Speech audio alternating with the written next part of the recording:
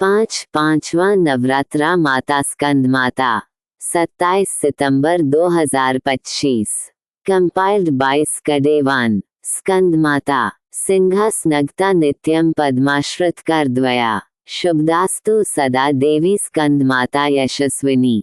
माँ दुर्गा जी के 5वें स्वरूप को स्कंद माता के नाम से जाना जाता है। ये भगवान स्कंद कुमार कार्तिकेया नाम से भी जाने जाते हैं। ये प्रसिद्ध देवासुर संग्राम में देवताओं के सेनापति बने थे। पुराणों में इन्हें कुमार और शक्तिधर कहकर इनकी महिमा का वर्णन किया गया है। इनका वाहन मयूर है, अतः इन्हें मयूरवाहन के नाम से भी अभिहित किया गया है। इन्हीं भगवान स्कंद की माता होने के कारण माँ दुर्गा जी के इस 5वें स्वरूप को स्कंद माता के नाम से जाना जाता है। इनकी उपासना नवरात्रि पूजा के 5वें दिन की जाती है। इस दिन साधक का मन विशुद्ध चक्र में अवस्थित होता है। इनके विग्रह में भगवान स्कंद जी बाल रूप में इनकी गोद में बैठे होते हैं। स्कंद माता स्वरूपिणी देवी की 4 भुजाएं हैं। ये दाहिनी तरफ की ऊपर वाली भुजा से भगवान स्कंद को गोद में पकड़े हुए हैं और दाहिनी तरफ की नीचे वाली भुजा जो ऊपर की ओर उठी हुई है उसमें कमल पुष्प है। बाईं तरफ की ऊपर वाली भुजा वर मुद्रा में तथा नीचे वाली भुजा जो ऊपर की ओर उठी है उसमें भी कमल पुष्प ली हुई हैं। इनका वर्ण पुनर्ता शुभ्र है। ये कमल के आसन पर विराजमान रहती हैं।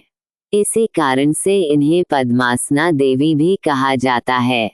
सिंह भी इनका वाहन है।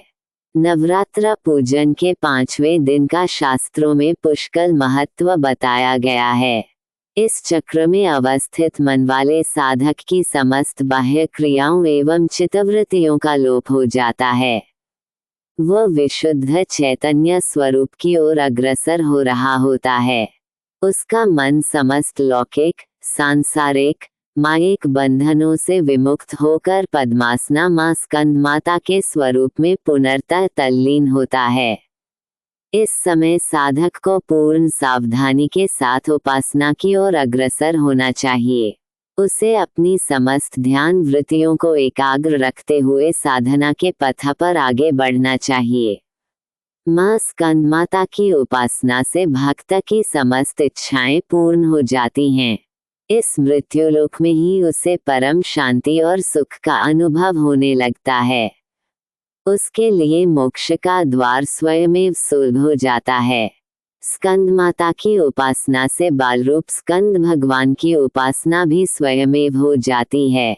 यह विशेषता केवल इन्हीं को प्राप्त है, अतः साधक को स्कंद माता की उपासना की ओर विशेष ध्यान देना चाहिए। सूर्यमंडल की अधिष्ठात्री देवी होने के कारण इनका उपासक अलौकिक तेज एवं कांति से संपन्न हो जाता है। एक अलौकिक प्रभामंडल अदृश्य भाव से सदैव उसके चतुर्दिक परिव्याप्त रहता है। ये प्रभामंडल प्रतिक्षण उसके योगक्षेम का निर्वहन करता रहता है।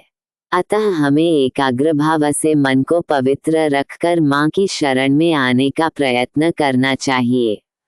इस घोर भवसागर के दुखों से मुक्ति पाकर मोक्ष का मार्ग सुलभ बनाने का इससे उत्तम उपाय दूसरा नहीं है। जय माता दी। बोलो जयकारा बोल मेरे श्री गुरु महाराज जी की जय।